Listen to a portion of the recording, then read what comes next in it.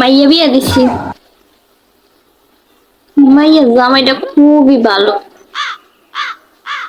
মাইয়া যা কয় তাই শুনে। উঠতে কইলে ওঠে, বইতে কইলে বয়, মুততে কইলে মুতে, আগতে কইলে আগে, এরমের একটা অবস্থা। মেয়েদের কপালটা যে কি ভালো, কি ভালো।